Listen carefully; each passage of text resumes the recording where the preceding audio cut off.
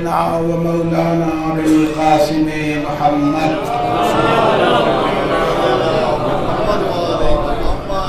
وآلہ الطیبین الطاہرین المعصومین المظلومین استغفر اللہ الذی لا الہ الا هو الحی القیوم الرحمن الرحیم ذو الجلال والاکرام واسألہ ان یتوب علی توبۃ عبد ذلیل خاضع فقیر بائس مسکین مستکین مستجیر لا یملک لنفسہ نفعا ولا ضرا ولا موتا ولا حیاة ولا نشورا اما بعد فقد قال اللہ تبارک وتعالی فی کتابہ المجید والفرقان الحمید وقولہ الحق بسم اللہ الرحمن الرحیم قل ان کنتم تحبون اللہ فاتبعونی یحببکم اللہ صلوات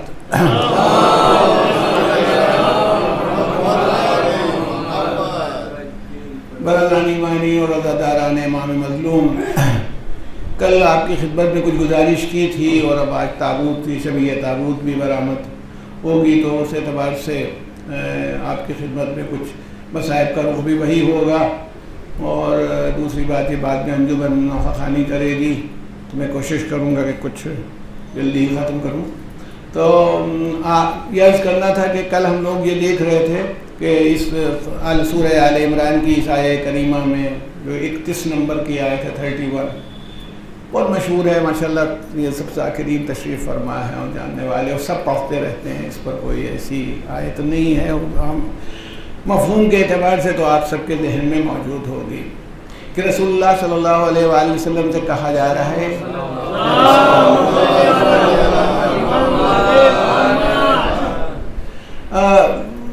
یہ فرمایا اللہ تعالیٰ نے کہ قل، آپ ان سے کہیے ان کنتم تحبون اللہ، اس وقت دعویٰ رہا ہوگا نا، سب لوگ اللہ والے ہوتے ہیں، ہر آدمی تو ہے، وہ آج کل تو کبھی کبھی یوٹیوب کا زمانہ ہے، میں ایسے ایسے کھیل دیکھتا ہوں کہ پڑے رہتے ہیں کہ وہ ایک صاحب بیٹھے ہوئے ہیں، لمبی سی داڑھی ہے، اور ایک 8-10 اسی طرح کے بزرگ اچھل رہے ہیں، کود رہے ہیں، یہ سب اللہ والے ہیں، ان کے لیے شریعت نہیں ہوتی، یہ طریقت کے کوئی پابند ہوتے ہیں، تو مطلب وہ یہ ہے اللہ تعالیٰ نے طریقت کی جڑ تو پہلے ہی کاٹ دی، وہ یہ کہ شریعت میں قل ان کنتم، یہ کہتے ہیں کہ ہم اللہ کے کو دوست رکھتے ہیں، محبت کرتے ہیں اللہ سے، آپ ان سے کہیے فاتبعونی، میرا اتباع کرو، تو یہ اچھل کود تو وہیں سے ختم ہو جائے گی انشاءاللہ جب اتباع رسول ہوگا، تو فاتبعونی، میرا اتباع کرو، تو یحببکم اللہ، تمہیں اللہ دوست رکھے گا، تمہیں اللہ اپنا حبیب بنائے گا، تمہیں اللہ چاہے گا، وَيَغْفِرْ لَكُمْ ذُنُوبَكُمْ، اور تمہارے گناہ معاف کر دے گا۔ اچھا یہ دونوں میں سمجھتا ہوں منسلک ہیں، یہ بھی آپ ذہن میں رکھیے گا، کیونکہ اللہ کسی گناہگار کو بغیر گناہ معاف کیے کیا دوست بنا لے، پروردگار عالم کے پاس، اور یہ خاصان خدا کے یہاں بھی یہ صفت ملتی ہے، برسبیل تذکرہ کہتا ہوں، امام حسین علیہ السلام نے بہت سے لوگوں کو دعوت دی ہے کربلا میں آنے کی، جناب زہیر ابن قین کا آپ ذکر سنتے رہتے ہیں، یہ تو پازیٹیو والا ہے۔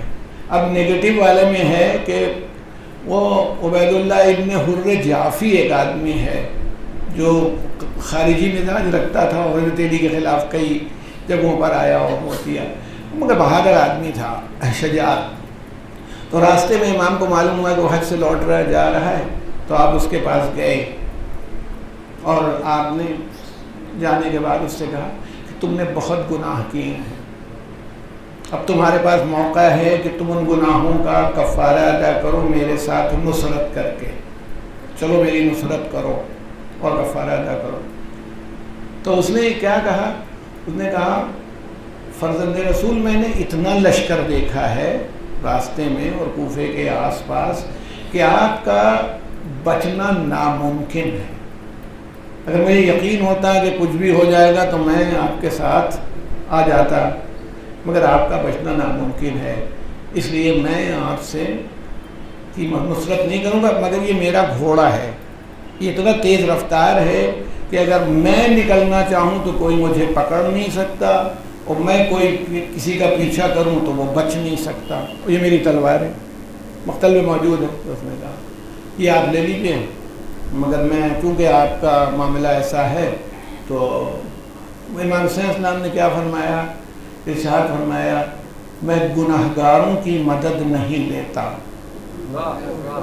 یہ سب ہم لوگوں کے لیے بھی ہے، خالی عبداللہ ابن حر جعفی کے لیے نہیں ہے. کہ یہ نہیں ہے کہ آخا مزاداری کر کے وہ خوش ہو جاتے ہیں، چھٹی پا جاتی ہیں. تو وہاں پر یہ بھی ہے کہ مال کہاں سے آیا، اس کے اندر کس کے حقوق ہیں، کیا ہوا. امام کی راہ میں ہم اور آپ غور کر لیں. ہم کوئی ہمارے یہاں تو بڑا اہتمام ہوتا ہے نا، یہ مٹھائی کہاں سے آئے گی جو نظر کی جائے گی، تو یہ مٹھائی آئے گی کہاں سے، اس کا خیال ہوتا ہے.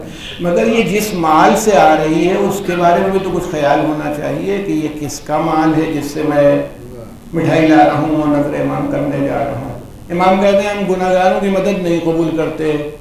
اچھا تم کو بھی اب ایک نصیحت کرتا ہوں، تم نے اتنا کہا ہے کہ لے لیجئے، کہ اتنی دور چلے جانا کہ میرے استغاثے کی آواز نہ سنو، ورنہ گناہگار ہو جاؤ گے ایسے کہ سوائے جہنم تمہارا کوئی ٹھکانہ نہیں ہوگا. اب غور کیجیے گا. تو میں نے یہ کہا نا کہ اسے جب جو اللہ کے نمائندے ہیں انہیں قبول نہیں ہوتا، یہ کہ کوئی بھی آدمی گناہگار ہو، وہ خود کو انہوں نے قبول کیا مگر معافی کے بعد. کہا اس نے معافی مانگی ہے، توبہ کی ہے، تو حضرت نے کہا کہ نہیں میں نے بھی معاف کیا، میرے خدا نے بھی معاف کیا، میرے رب نے بھی معاف کیا. تو اس کے بعد اسے گلے سے لگایا تو اس منزل پر آیا. تو کہنا یہ ہے وہ اللہ کہہ رہا ہے وَيَغْفِرْ لَكُمْ ذُنُوبَكُمْ، تمہارے گناہ معاف کر دے گا. وَاللَّهُ غَفُورٌ الرحیم، وہ غفور الرحیم ہے. تمہارے کتنا بھی بڑا گناہ ہو قاعدے سے معافی مانگو، تو قاعدے سے توبہ کرو، اللہ تمہیں معاف کر دے گا. مگر بات یہ ہے کہ تمہیں کرنا کیا ہے؟ رسول اللہ کا اتباع کرنا ہے. اور رسول اللہ کی دوسری جگہ پہ میں نے آپ سے عرض کیا تھا کہ اطاعت من یطیع الرسول فقد اطاع اللہ، جو رسول اللہ کی اطاعت کرتا ہے وہ یقیناً اللہ کی اطاعت کرتا ہے، کیونکہ اللہ آگے ڈائریکٹلی تو ہم کو آرڈر کر نہیں رہا ہے، نہ ہمیں کرے گا. تو جو اطاعت رسول کی ہے وہی ہے. اب رسول اللہ صلی اللہ علیہ وآلہ وسلم نے میں نے کل عرض کیا تھا، کل میں نے آپ کی خدمت میں یہ بات گزارش کی تھی کہ پیغمبر نے کیا کیا کہ خالی یہ نہیں، اللہ نے جو سلسلہ بنایا اس سلسلے میں رسول اللہ کو رکھا. رسول اللہ نے جو سلسلہ بنایا اس کے بعد بنا دیا وہ غدیر کا تو پورا میدان ہی بھرا ہوا ہے. من کنت مولا ہو فہذا علی مولا، جس کا میں مولا ہوں، جس کا میں آقا ہوں، جو میرے اوپر حکم کا پابند ہے وہ علی، اس علی کے حکم کا پابند ہوگا اس کا. اس کے بعد یہ بھی ہے کہ یہیں پر معاملے کو روک نہیں دیا. ابنایا حاضان امامان قامن و قعدا، یہ میرے دونوں بیٹے امام ہیں چاہے کھڑے ہوں یا بیٹھے ہوں. کہا تو ایک سلسلہ ہے. اللہ نے رسول کے اتباع کا حکم دیا، رسول نے علی حسن حسین کے اتباع کا حکم دیا، اس کے بعد پورا سلسلہ بتا دیا میرے 12 ہوں گے، نائب ہوں گے.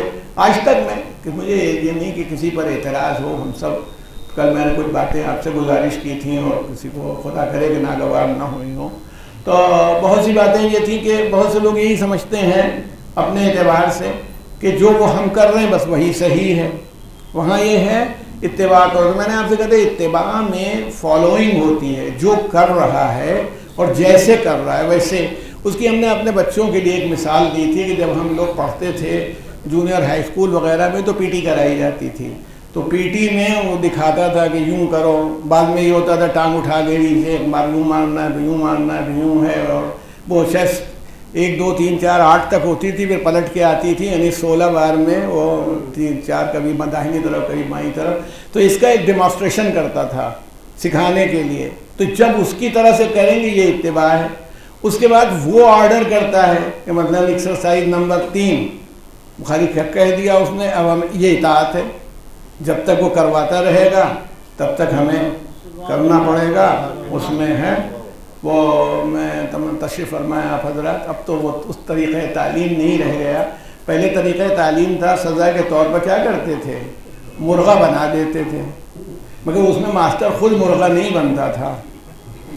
ابھی لوگوں کو تو جو کبھی لڑکا ہوتا تھا کن ذہن اس کو مرغا بنا دیا، یا مان لیجیے اسٹول پر کھڑا کر دیا، یہاں اطاعت ہوگی، جو وہ کہہ رہا ہے اس کے حساب سے اوبیڈینس ہے، اس کی آگیا کا پالن ہونا ہے، اور فالوئنگ میں یا اتباع میں جیسے وہ کر رہا ہو، تو پھر یہ بات ہی ختم ہو جاتی ہے کہ ہم ایسے کرتے ہیں۔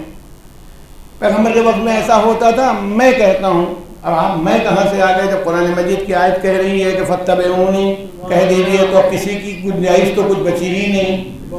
تو سنت کے جو جواز بنائے گئے، ماشاءاللہ یہ مجمع تشریف فرما ہے، سنت کے جو طریقہ کار بنائے گئے ان میں کیا تھا؟ بالکل آسان طریقے میں ایک کہلاتی ہے سنت القول، پیغمبر نے جو کہا، جو کچھ پیغمبر نے حکم دیا اپنی زبان سے کہا وہ، اور اب پیغمبر نے، ہم نے آپ سے کہا تھا انی تارکن فیکم الثقلین تک کہہ دیا، تو جو پیغمبر نے کہا، اور پیغمبر کے بعد وہ جو اطرت اور اہل بیت میں آتے ہیں انہوں نے جو کہا، سب اس میں شامل ہو گیا۔ سنت الفعل جو پیغمبر نے کیا، سنت التقریر، تقریر ہمارے یہاں تو بولنے کو کہتے ہیں، وہاں اقرار سے ہے، جس کو پیغمبر نے اپروو کر دیا۔ میں کبھی کبھی بچوں سے مثال کے طور پر عرض کرتا رہتا ہوں، اگر آپ غور کریں، بچوں سے کہتا ہوں کہ بھائی ہمارے کیا ہوتا ہے کہ جو کلاسز میں ہمارے یہاں کی یہ ڈسپلن نہیں ہے کہ کوئی آدمی سگریٹ پینے لگے، پیتے ہوں گے لڑکے لیکن کلاس میں نہیں، وہ چاہے گریجویشن کر رہے ہوں چاہے پوسٹ گریجویشن کر رہے ہوں۔ اب مثلاً ایک کلاس میں ایک لڑکے نے سگریٹ نکالی، وہ پینے لگا، میں پڑھا رہا ہوں، میں کچھ نہیں بول رہا، وہ پیتا رہا، تو اس کی دلیل کیا ہوئی کہ کلاس میں سگریٹ پی جا سکتی ہے۔ کل دوسرے لڑکے نے سگریٹ نکالی، کیونکہ میں پرسن ان اتھارٹی ہوں، میری اتھارٹی، میں روک سکتا تھا اس کو، تو اس کا وہ کہے گا نہیں کہ کل تو آپ نے کچھ نہیں کہا تھا، کسی کلاس میں جو سگریٹ پی گئی، میں سمجھا آپ کے یہاں اجازت ہے۔ تو مقصد یہ کہ پیغمبر کے سامنے کوئی چیز ہوئی اور انہوں نے ریجیکٹ نہیں کیا، منع نہیں کیا، تو یہ بھی سنت بن جائے گی۔ یہی تین طریقے عام طور پر سنت بننے کے ہیں، جن کا اطاعت میں یہ کہ جو وہ حکم دیں۔ اب جہاں پر میں نے آپ سے کل بھی عرض کیا تھا یہ بھی کہ وہ کچھ حکم دے رہے ہیں، رائے ہم دے رہے ہیں، یقیناً میں تھوڑی دیر کو مانے لیتا ہوں، رسول اللہ صلی اللہ علیہ وآلہ وسلم کا بالکل آخری وقت ہے، اور یقیناً بیماری ہے، اور بیماری کی بہت پریشانی ہے، اور بہت زحمت ہے، اور یہ ہے۔ انہوں نے کیا کہا؟ مجھے کاغذ و قلم لاؤ، حدیث قرطاس جو کہلاتی، وہ تحریر لکھوا دوں تاکہ تم میرے بعد گمراہی کا شکار نہ ہو۔ اب کوئی بھی آدمی کھڑا ہوتا ہے وہ کہتا ہے حسبنا کتاب اللہ، کہتا کتاب اللہ کیا چیز ہے؟ حسبنا اللہ، اللہ ہی ہمارے لیے کافی، باقی کسی کی ضرورت ہی نہیں، کتاب کی بھی ضرورت نہیں۔ تو اس کا مطلب ہے اگر پیغمبر کچھ مانگ رہا ہے، کچھ حکم دے رہا ہے، اور اس میں ہم اپنی رائے لگائیں، تو نہ یہ اطاعت ہوئی نہ یہ اتباع کی منزل ہے۔ ایک صلوات بھیجے محمد وعلی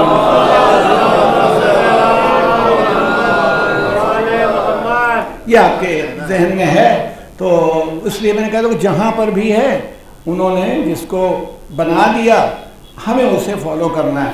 ایک چیز آپ کے ذہن میں رہنی چاہیے، جو عام طور پر عالم اسلام میں کوشش کی گئی، پتہ نہیں جان بوجھ کے یا ملک سے میں نہیں کہہ سکتا کہ کسی کے دل میں کیا ہے، اپنے نواسوں کو بے حد چاہتے تھے، بے پناہ چاہتے تھے، رسول اللہ صلی اللہ علیہ وسلم بیٹی کو بہت چاہتے تھے۔ اچھا، وہ جس کے رسول ہیں اس کا کیا حال ہے؟ لم یلد ولم یولد ولم یکن لہ کفوا احد، اس کے یہاں تو کوئی رشتہ داری ہے ہی نہیں۔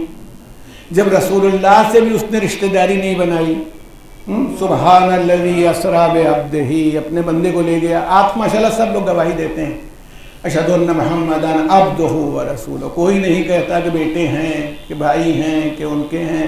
اور اگر آپ دعائے استشیر پڑھیں تو اس میں یہی ہے کہ اس کا کوئی وزیر نہیں ہے، وہ رسول اللہ سے بھی مشورہ نہیں لیتا، نہ لے گا، نہ اہل بیت سے ان کی شفاعت قبول کرے گا، اپنے شفاعت ان کی جو ہے سفارش مانے گا۔ سفارش ماننا اور ہے، مشورے کے مطابق عمل کرنا اور ہوتا ہے، دونوں میں بہت فرق ہے۔ سفارش قبول کرے گا، ورنہ وہ بالکل اس کے اندر یہ نہیں ہے کہ وہ کسی سے سفارش میں پوچھتا ہے اور رائے لیتا ہے، اور جب وہ جو کرتا ہے تو آگے بات بڑھتی ہے۔ اگر ہمارے بچوں کے دماغ میں یہ باتیں ہیں تو ان کو اصلاح کر لینی چاہیے، کیونکہ توحید کے خلاف ہے۔ تو اللہ کرنا ہے کہ وہ رسول اللہ صلی اللہ علیہ وآلہ وسلم نے جو بتا دیا سب کر دیا. تو وہ لوگ کہتے ہیں محبت بہت تھی، بیٹی کو اتنا چاہتے تھے اور وہ ان کو ایسا کرتے تھے. آپ قرآن مجید میں دیکھیے اور آپ کو اندازہ ہو جائے گا. جناب نوح بھی اپنے بیٹے کو بہت چاہتے تھے، کوئی کسر تھی؟ وہ ڈوب رہا تھا، نافرمان تھا. اللہ نے کیا کہا تھا؟ تمہارے اہل کو بچا لوں گا، تمہارے اہل کو بچاؤں گا. جب وہ ڈوب گیا تو انہوں نے شکایت کی، پالنے والے تم نے کہا تھا یہ میرا بیٹا تھا ڈوب گیا. تو اللہ نے یہ نہیں کہا وہ بیٹا نہیں تھا تمہارا، نہیں یہ نہیں کہا. لیس من اہلک، تمہارا اہل نہیں تھا، یعنی تمہارے لائق نہیں تھا. تم صاحب شریعت پیغمبر ہو، یہ بیٹا تمہارے لائق نہیں ہے. جناب لوط جس وقت نکلے وہاں سے انہیں نجات ملی اور وہ سب اس خراب ماحول کے اعتبار سے انہیں ایک صلوات بھیجے محمد.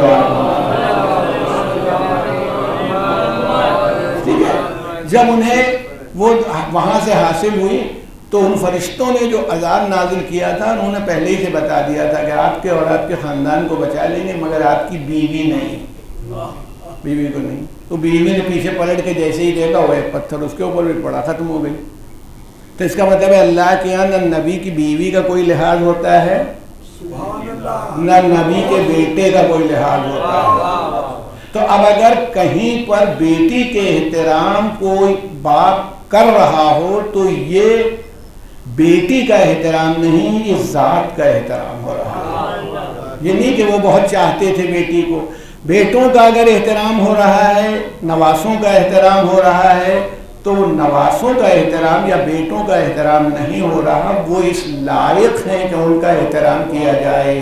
بھئی آپ بتائیے، میں ہی ہوں، مجھ سے قریب تر کوئی میرا عزیز بچہ جو ابھی یہیں لڑکھڑاتا ہوا گر پڑا، میں کیا کروں گا؟ اتر آؤں گا ممبر سے اور ممبر سے اتر کے اس کو لے کے یہاں بیٹھا لوں گا؟ پاگل ہو گیا ہے یہ آدمی. پر مجلس پڑھتے پڑھتے شاید گرمی زیادہ لگ گئی ہے. تو یہ ہے کوئی نہیں. رسول اللہ صلی اللہ علیہ وآلہ وسلم نے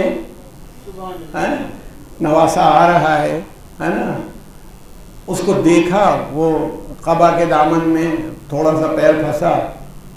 امام گرتا نہیں ہے، یہ دماغ میں نہ رہے کہ گر پڑے تھے.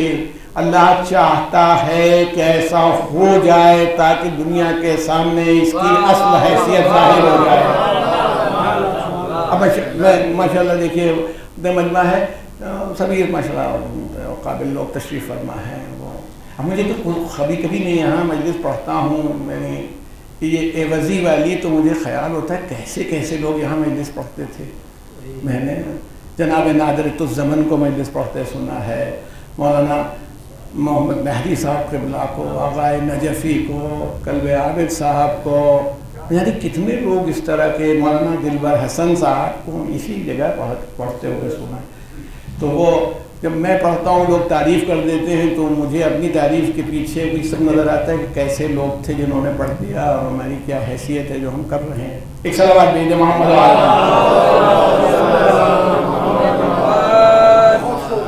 تو اس لیے کہنا یہ ہے کہ اگر غور کیا جائے، ذرا سی دیر آپ رک کر کے غور کیجئے تو آپ کو معلوم ہو جائے گا کہ یہ بیٹے نواسے کا قصہ نہیں چھوڑا ہوا ہے یہاں.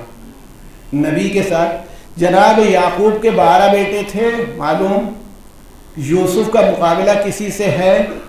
اگر یعقوب کے بیٹوں کا کمال ہے وہ جناب یعقوب کے، تو سب کا ولی ہونا چاہیے.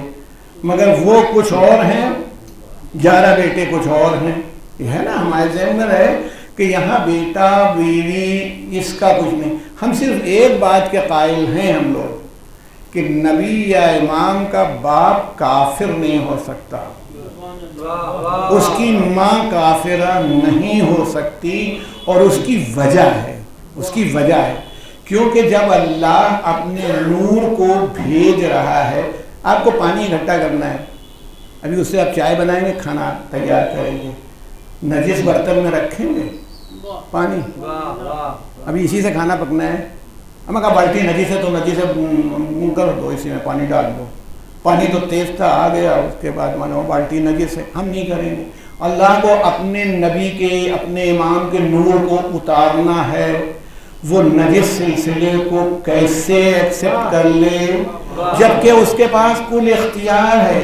اسی لیے ہم زیارت میں اس بات کا اعلان کرتے ہیں ارحام المطہرہ و اسلاب الشامخہ، پاکیزہ بزرگ صلبوں سے آپ آئے اور پاکیزہ رحموں سے. جو مائیں آپ کی تھی وہ پاکیزہ تھیں کیونکہ وہاں پر ان کی عظمت سے زیادہ اس نور کی حفاظت اور اس کی پاکیزگی اللہ کی نگاہ میں ہوتی ہے. ایک صلوات بھیج دیں محمد وعلی محمد.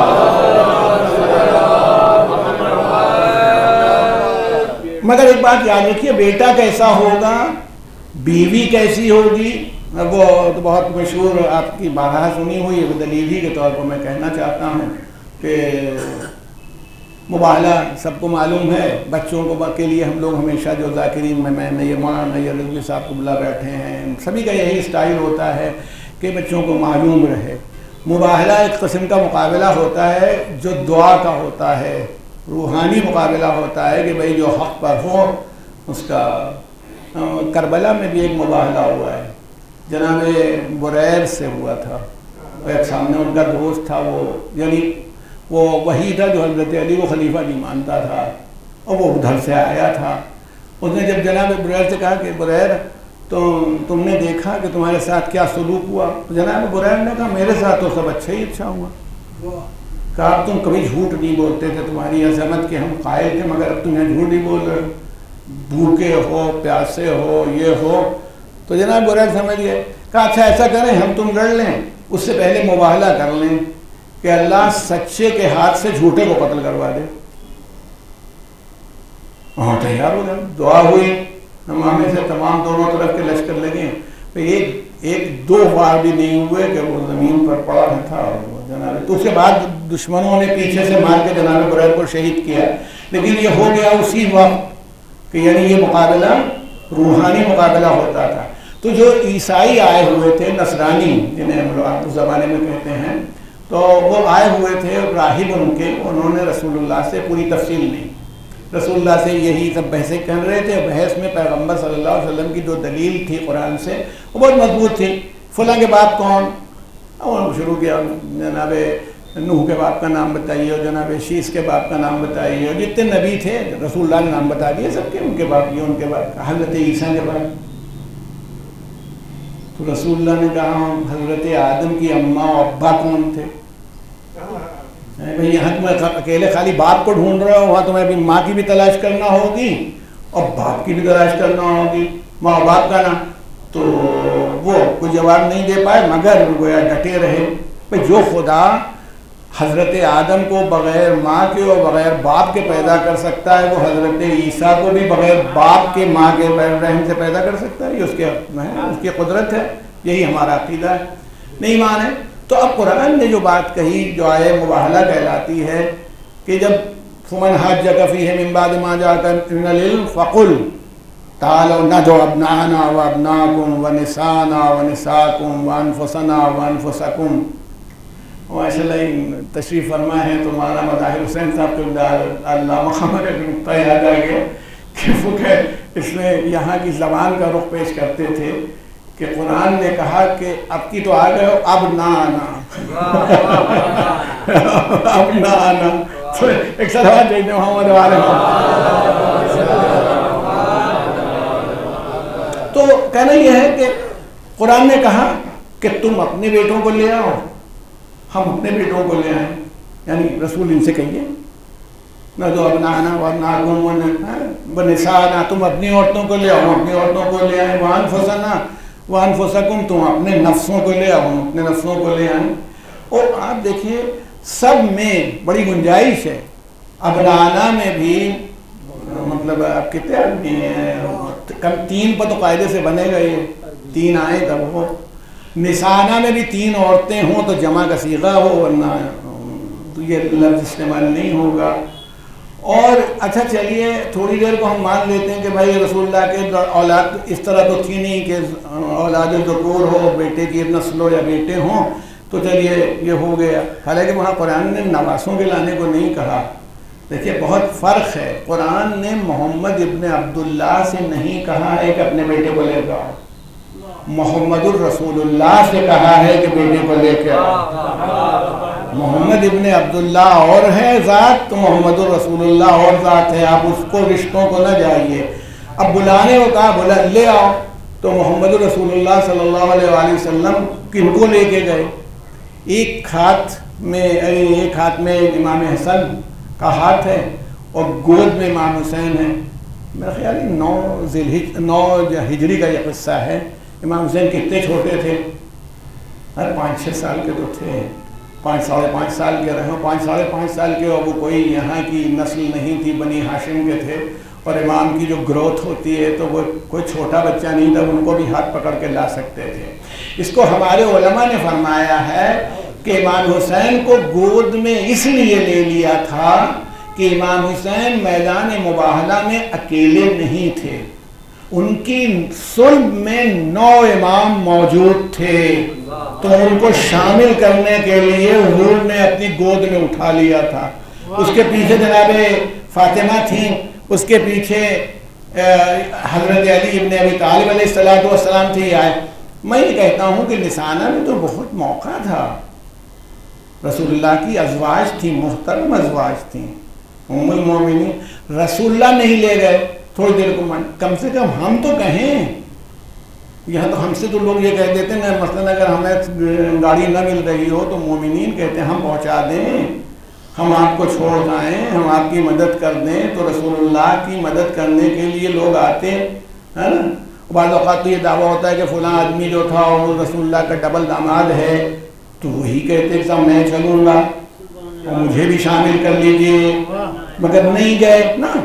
نہیں، یہ بتائیے ان لوگوں نے مقابلہ نہیں کیا، سمجھدار آدمی تھے، انہوں نے کہا کہ اگر آپ پہاڑ سے بھی کہہ دیں گے تو اپنی جگہ چھوڑ دے گا، مگر یہ بتائیے کہ رسول نواسوں کو نہیں لے گئے، نص قرآنی کے اعتبار سے بیٹوں کو لے کے گئے، اس شان سے لے کے گئے۔ انفسنا میں حضرت علی کو لے کے گئے اکیلے، حضرت علی، اور نسانہ میں اکیلی عورت جناب فاطمہ زہرا سلام اللہ علیہا تشریف لے گئی۔ یہ بتائیے جو ذات نوح کے بیٹے کو قبول نہیں کر رہی ہے، جناب نوح کی شکایت کے بعد بھی جو لوط کی بیوی کو قبول نہیں کر رہی ہے، اگر رسول اپنی طرف سے کوئی رشتہ جوڑنے کی کوشش کرتے تو ہرگز قبول نہ کرتی۔ ان کو اس لائق پایا، اس لیے ان سے یہ بھی نہیں بلکہ مدد چاہیے ہے کہ ان کو لے کے آئیں، تو کام تو پیغمبر کا تھا، مددگار کی حیثیت سے یہ سارے افراد میدان میں آ رہے ہیں، مباہلے کے میدان میں، اور ایسے میں ایک صلوات بھیج محمد و آل محمد۔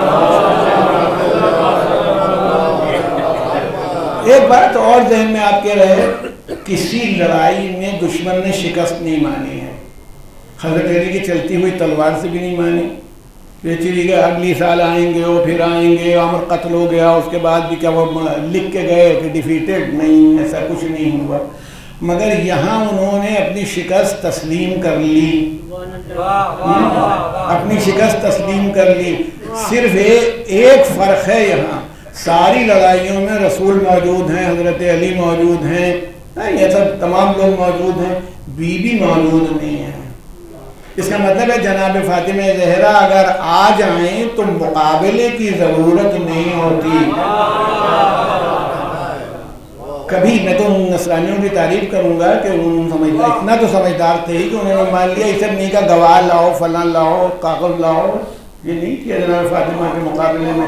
اب جو کچھ ایسا کرنے لگے تو کم سے کم نصرانی سے نیچے ہی ہوگا، اس سے اوپر تو نہیں ہو سکتا۔ ایک صلوات دے دے محمد و آل محمد۔ بس اس کا مطلب یہ ذوات مقدسہ رشتے کی بنیاد پر نہیں ہے، یہ نہیں ہے کہ ان کے قریبی عزیز تھے اور رشتہ دار تھے تو اس لیے ان کو کیا۔ ارے وہ رشتہ دار رسول اللہ نے حضرت علی کی جیسی رشتہ داری تھی ویسے ہی جناب جعفر کی بھی تھی، ویسے ہی جناب عقیل کی بھی رسول اللہ سے رشتہ داری تھی۔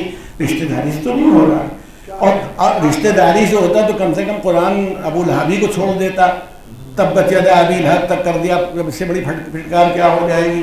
ابو لہب کو کے لیے پورا سورہ موجود ہے۔ اس کا مطلب اللہ رشتہ داری نہیں دیکھتا، اللہ کمال دیکھتا ہے، اس منزل پر لاتا ہے جو بس آپ کی ذہنت کو موڑتے ہوئے اصل موضوع کے اوپر آتے ہوئے. اس لیے یہ بات یاد رہے ہم سب لوگوں کو، ہمارے دماغ میں رہے کہ وہاں ہماری بھی نہیں. یعنی مثلا اب دیکھیں ہمارے نبی کی بیویاں محترم ہیں، امہات المومنین ہیں، قرآن کی دلیل ہے، مگر قرآن نے یہ بھی کہا ہے اگر تم گناہ کرو گی تو تمہاری سزا دگنی ہوگی، 2 گنی سزا ہوگی، سب کی ایک تمہاری 2، کیونکہ تمہارا اسٹیٹس ہے. ویسے میں سادات کرام سے بھی کہتا ہوں کہ آپ کا ایک اسٹیٹس ہے تو خالی اسٹیٹس جھومنے کے لیے نہیں ہے. یہ بھی یاد رہے کہ غیر سید کی غلطی کو کم سمجھا جائے گا، سید کی غلطی کو زیادہ سمجھا جائے گا کہ ایسا کر رہا ہے خاندانی آدمی ہو کر کے، یہ تو اس کا تو رشتہ تھا، یہ اوپر سے آ رہا ہے اس کو، تو اس لیے یہ بھی ذہن میں رہے. تو یہ کہ جن افراد کی میں بات کر رہا ہوں جس میں امام حسین علیہ السلام ایک پرومیننٹ شخصیت تھے میدان مباہلہ میں جو تشریف لے گئے، ان کا اتباع بھی ہونا ہے اور ان کی اطاعت بھی ہونا ہے. وہ سلسلے وار جب آپ آئے، اچھا یہ بھی نہیں بات دیکھیں ماشاءاللہ جب اپنی پسند کی چیز ہوتی ہے آدمی قبول کر لیتا ہے، اپنے خلاف ہوتی تو نہیں مانتا. برادران اہل سنت میں 6 امپورٹنٹ کتابیں ہیں سنت کی جس کو صحاح کہتے، صحیح کا جمع کے کا پلیورل صحاح ہے، صحاح 6 صحیح کتابیں. اس میں ایک ترمذی شریف بھی ہے. ترمذی شریف میں یہ روایت موجود ہے، آپ دیکھ سکتے ہیں، نمبر تو اس وقت مجھے نہیں میرے پاس یاد ہے مگر مل جائے گا، کہ جناب ام سلمہ کا حجرہ تھا، رسول اللہ تشریف لائے اور اس حجرے کے اندر تشریف لے گئے اور کہا کہ میں آرام کر رہا ہوں، کسی کو آنے نہ دینا. یہ واقعہ ہوا. تھوڑی دیر گزری تھی کہ امام حسین علیہ السلام چھوٹے ہی ہوں گے، چند برس کے ہوں گے، اس سے زیادہ نہیں، کیونکہ پتہ نہیں کس زمانے کا قصہ ہے، آخر میں بھی اتنی نہیں. جیسے ہی انہوں نے جانا چاہا جناب ام سلمہ نے کہا کہ آپ کے نانا آرام کر رہے ہیں اور منع کیا ہے کہ کسی کو نہ آنے دینا. تو امام نے پوچھا مجھے بھی؟ قیامت کی بات ہے، ہاں مجھے بھی. تو انہوں نے کہا کہ اب یہ آواز جب نانی میں اور نواسے میں گفتگو ہوئی تو رسول اللہ کے کان میں پہنچ گئی، کہا نہیں حسین کو آنے دو. ترمذی شریف کی اب روایت ہے. امام حسین تشریف لے گئے اور اندر رسول اللہ نے اپنے سینے پر لٹا لیا. وہ کہتے ہیں میں پھر باہر بیٹھی رہی، تھوڑی دیر میں رسول اللہ کے رونے کی آواز آنے لگی. تو میں بے قرار ہو گئی کہ رسول اللہ رو رہے ہیں. حسین اندر گئے، یا رسول اللہ کہا ہاں ابھی جبرائیل آئے تھے، یہ خبر لے کے آئے تھے کہ یہ میرا جو بچہ ہے اسے کربلا کے بن میں بھوکا پیاسا تمام اعزاء کے ساتھ شہید کیا جائے گا. بس آپ سمجھ لیجیے کہا کہ تو اس کے بعد جناب ام سلمہ بھی رونے لگیں، امام حسین بھی رونے لگے. اب ہمارے علماء صحیح بات کہتے ہیں کہ لوگ کہ رویا مردے پہ جاتا ہے. ارے بچہ زندہ لیٹا ہوا ہے سینے کے اوپر، رسول اللہ رو رہے ہیں، اگر رویا مردے پہ جاتا ہے تو پیغمبر سے پوچھو، اتباع پیغمبر بھی کرتے ہو اور گریے پر اعتراض بھی کرتے ہو. ترمذی شریف کی روایت پیغمبر نے، یعنی یوں کہوں کہ مجلس کی ابتدا ہم لوگ یہ مانتے ہیں کہ بعد شہادت امام حسین جناب زینب نے کی اور جناب نہیں، پہلی مجلس تو اللہ نے خود پڑھی. اللہ ذاکر ہے، جبرائیل سامع ہے. دوسری مجلس جبرائیل نے پڑھی، وہ ذاکر ہو گیا، اللہ کے رسول جو ہیں وہ سامع ہیں، سن رہے ہیں. تیسری مجلس رسول اللہ نے پڑھی، وہ ذاکر ہو گئے اور 2 سامع، ایک امام حسین اور جناب ام سلمہ رو رہی تھیں. تو اگر رونا بدعت ہوتا تو اتنے حاشیے جو بنے ہیں گریے کے اور غم منانے کے نہ ہوتے. حسین کی دنیا سے جانے پر ہم کو کوئی وہ نہیں ہے، شہید تو ہمیشہ ہی زندہ رہتا ہے. اصل بات یہ ہے کہ جو تکلیفیں ان کو ہوئیں، جو ان کی معاذ اللہ اہانت کی کوشش کی گئی، ہم اس پر ہوتے ہیں، اس پر نہیں. یہ مجمع تشریف فرما ہے، بس اشارتاً کہنا چاہتا ہوں کربلا میں کون رویا؟ بہادری، ہاں بالکل کوئی نہیں رویا کربلا میں. قاسم روئے تھے جب اجازت نہیں مل رہی تھی، جب اجازت مل گئی تو ہنستے ہوئے میدان قتال میں چلے گئے، کوئی نہیں رویا. امام زین العابدین روئے، کیونکہ انہیں جہاد کی اجازت نہیں ملی تھی۔ تو ایک بات ذہن میں رہے کہ وہاں یہ بزدلی کی نشانی نہیں ہے، بلکہ میدان میں نہ جا پانے کا جو افسوس ہے اس کی نشانی۔ اور رسول اللہ کو جبرائیل نے وہ مٹی دی، ریگزار کربلا ایک مٹھی دی، یا رسول اللہ یہ ہے۔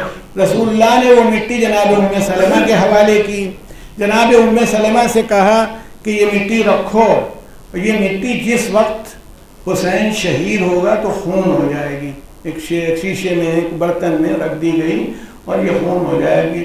تو آپ یہ سنتے ہی رہتے ہیں، مٹی وہ بطور ایک نمونے کے رکھ دی گئی، یہ واقعہ تھا جو ترمذی شریف میں لکھا ہوا ہے۔ پھر اس کے بعد آپ سنتے ہی رہتے ہیں جب امام حسین علیہ السلام جانے لگے کربلا کی طرف، سفر آپ نے اختیار کیا۔ اچھا یہ بھی رسول اللہ کا اعجاز اور علم غیب کا تصور ہے جو ہم کرتے ہیں کہ رسول اللہ کی کوئی بیوی واقع کربلا کے وقت موجود نہیں تھی، صرف جناب ام سلمہ تھیں۔ آپ نے اسی اپنی زوجہ کے حوالے وہ مٹی کی تھی جس کو یقین تھا کہ وہ کربلا کے میدان حیات رہیں گی، ان کو تھی مٹی، وہ مٹی دی۔ اور آپ سنتے رہتے ہیں کہ وہ بیچاری بہت بے قرار تھی، محرم کا زمانہ آیا، وہ 61 ہجری، ہاں جب امام حسین جانے لگے تو آپ نے منع کیا کہ وہ کربلا عراق کی طرف نہیں جانا۔ امام نے کہا کہ نہیں، یہ تو ایک وعدہ ہے میرا جو مجھے جانا ہی پڑے گا۔ تب بتایا تو آپ نے دکھایا بھی، اپنی اعجاز سے وہ زمین دکھائی اور ایک مٹھی خاک اٹھا کے اور دی، وہ بھی کربلا سے، کہا نانی یہ بھی خون ہو جائے گی جس وقت میں شہید ہوں گا۔ وہ دونوں وہ یہ آپ سنتے رہتے ہیں، وہ مٹھی خون ہو گئی اور وہ تمام چیزیں۔ اس کا مطلب ہے واقعہ کربلا ایک آفاقی واقعہ ہے، یہ نہیں ہے کہ وہ اتفاق سے کچھ لوگوں نے اپنا شروع کر دیا اور وہ ہونے لگا، اور یہ آپ کے دل میں خیال نہ ہے کہ آپ عزاداری کرتے ہیں، کوئی ذات ہے جو عزاداری کروانا چاہتی ہے، اس ذات کی وجہ سے یہ عزاداری ہو رہی ہے، کوئی اس کو روکنا بھی چاہے تو نہیں روک سکتا، یہ عزاداری کی شان ہے۔ بس آپ سے میں یہ کہوں کہ امام حسین امام عالی مقام کا جو ہمیں ملتا ہے کربلا میں، ان کی جرأت، رسول اللہ نے آپ کے لیے کہا تھا کہ حسین میں میری جرأت، بہادری اور سخاوت ہے۔ امام رسول اللہ کبھی جنگ میں لڑے نہیں، علی جیسا ناصر موجود تھا، جناب حمزہ تھے، جب تک کبھی نہیں لڑے جنگ میں، تلوار آپ نے نہیں اٹھائی۔ امام حسین نے بھی کربلا میں جنگ نہیں کی جب تک آخری ناصر بھی رہا، بلکہ علی اصغر کی شہادت سے پہلے بھی آپ نے جنگ نہیں فرمائی، یہ ان کی شان ہے۔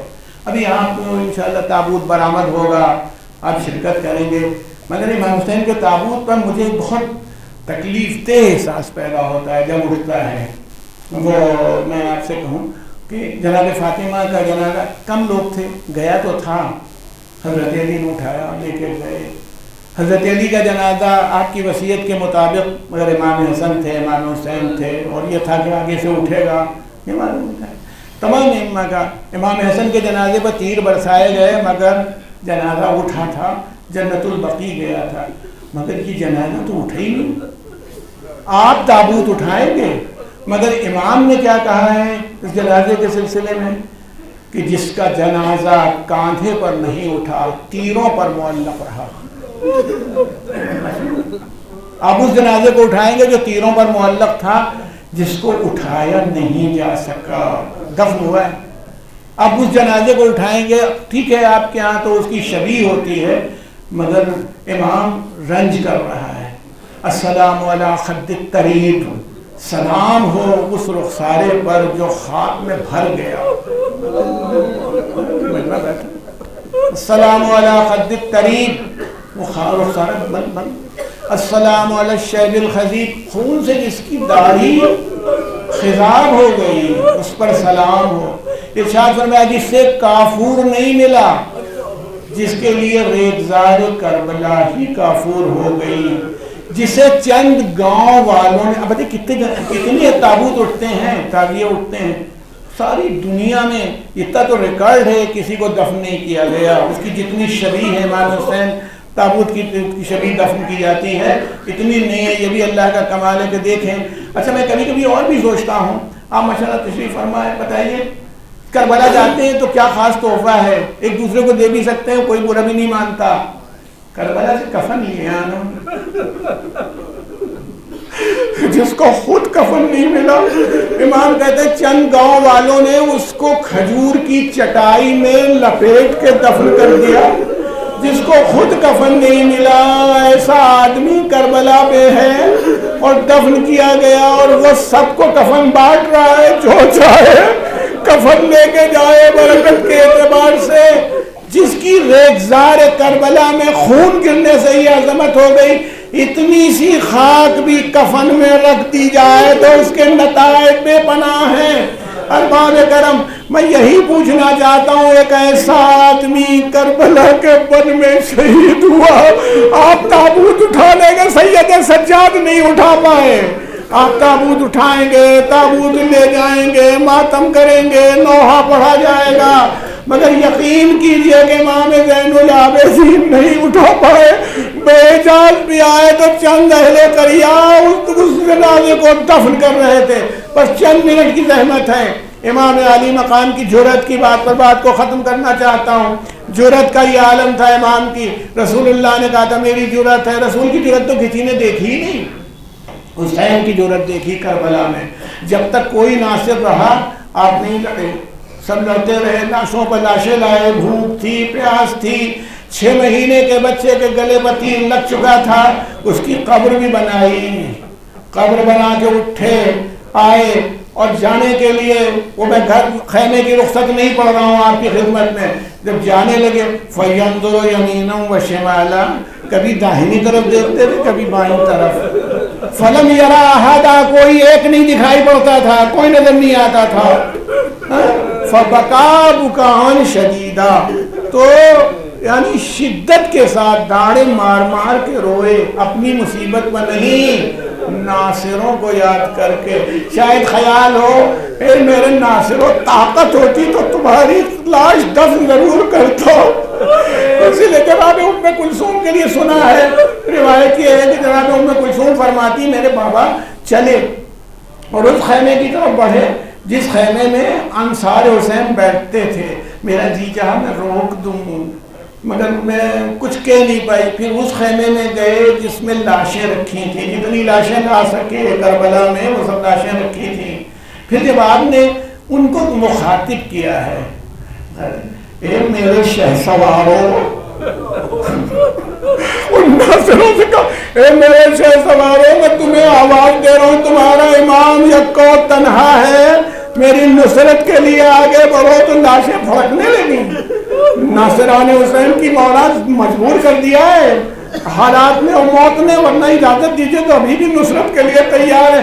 بس ارباب کرم نائم میدان قتال میں 3 ایسے حملے کیے, 3 ایسے حملے فرمائے ہیں جن حملوں کے لیے کہا جاتا ہے ساری لڑائیاں سب بھول گئے. یہ رسول کی جرأت کا نمونہ دکھایا جا رہا ہے. دیکھو نمائندہ الہی ایسا ہوتا ہے جس کا اتباع کیا جاتا ہے, جس کی اطاعت کی جاتی ہے. اور کہتے ہیں کہاں بھاگے جاتے, اس وقت بھی رحمت کا نمونہ بنے تھے. ایک سپاہی کو مارا, اس کی ٹانگ کٹ کے گر پڑا, مقابلے کے لیے آیا تھا, وہ چیخا اپنے آدمیوں کے لیے. امام رک گئے, اس کے آدمی آئے, ان کی ہمت نہیں پڑ رہی تھی. امام نے کہا اپنے ساتھی کو لے جاؤ. یہ نہیں کہ وہ اٹھا کر کے مطلب ماری ڈالوں گا اور ختم ہی کر دوں گا, اب تو کٹ گیا, یہ بچنا چاہتا ہے, جانا چاہتا ہے, چلا جائے. بیان یہی کیا جاتا ہے کہ جب تک کھڑے رہ سکے تھے کھڑے رہے تھے. گھوڑے سے تب اترے جب گھوڑا اس قابل نہیں رہ گیا. گھوڑے سے اترنے کے بعد پھر رکوع کی پوزیشن ہے, پھر وہ اپنی قتل گاہ تک آئے. بس آپ کی رحمت تمام ہو رہی ہے. اور وہاں آنے کے بعد بھی آپ نے کوئی شکوہ رب سے اپنے نہیں کیا, بلکہ اپنے رب سے یہی کہ الہی رضن برضاک, پالنے والے میں تو میں تیری مرضی پر راضی ہوں. ادھر قرآن یہ کہہ رہا ہے, کوئی مجھے تاریخ میں ہوگا, بہت سے لوگوں کے لیے ہوگا, میں نہیں کہتا امام انبیاء سب کے لیے ہوگا, مگر جس شان سے امام حسین کی شہادت ہوئی, یا ایتھا النفس المطمئنہ, اے نفس مطمئن, ارجعی الی ربک راضیۃ مرضیہ, اپنے رب کی طرف پلٹا اس عالم میں کہ تو اس سے راضی ہے اور تیرا رب تجھ سے راضی ہے. میں کہتا ہوں اس عالم میں کیا امام کی مصیبت ختم ہو گئی؟ نہیں, ابھی بھی نہیں ختم ہوئی. وہ آپ دیکھتے رہتے ہیں امام کی شہادت ہو گئی. لباس طریقہ کار عرب کا نہیں تھا ایام جاہلیت میں بھی کہ کسی کا لباس لوٹنے کی کوشش کی جائے یہ نہیں تھا، بلکہ سردار کے ساتھ اور رعایت کی جاتی تھی۔ مگر امام عالی مقام کے لیے ہمیں ملتا ہے کہ جناب سکینہ سے یہی پوچھا تھا، بیٹا تم نے لاش کو پہچانا کیسے؟ نہ سر ہے نہ وہ لباس ہے جس سے تم پہچان کر سکے، یہ آپ سنتے رہتے ہیں۔ مگر اس کے بعد بھی ابن زیاد نے جو حکم دیا تھا پسر سعد کو، تو گھوڑوں کی نال بندی کر دی گئی تھی۔ آپ جنازہ لائیں گے صرف اس کا جنازے کی شبیہ ہوگی۔ ارے اس امام کا وہ جس میں متحد جائے جب دیکھتے تو مر جاتے، کوئی ایک باقی نہ بچتا جب دیکھ لیتا۔ گھوڑوں کو لایا گیا، گھوڑوں کی نال بندی ہو چکی تھی۔ علامہ مجلسی فرماتے عالم کیا تھا، ہر لاشا ہٹا لیا جاتا تھا، رشتہ دار آ جاتے تھے، قبیلے والے، ہم نے قتل کر دیا عید کہنے سے، مگر ہمارے قبیلے کا لاشا پامال ہو جائے، قبیلے میں بڑی بے عزتی ہوگی، سارے لاشیں۔ کربلا میں بس فاطمہ کے قبیلے کا کوئی تھا ہی نہیں، فاطمہ کے قبیلے کے افراد تو ختم ہو چکے تھے، تو فاطمہ کے لال کے لاشوں کو اٹھانے والا کوئی نہیں تھا۔ ایک بہن تھی جو گھوڑے کی ٹاپوں میں ڈالے دے رہی تھی، ارے میرے بھیا کا لاشا پامال نہ کرو۔ فرماتے ہیں علامہ مجلسی کہ امام عالی مقام کے استخوان مبارک ان کی ہڈیاں ریزہ ریزہ ہو گئی۔ بس ارباب کرم میں کہتا ہوں ایسا امام تھا جس نے شروع سے لے کے آخر تک جرأت کے اس نمونے کو ثابت کر دیا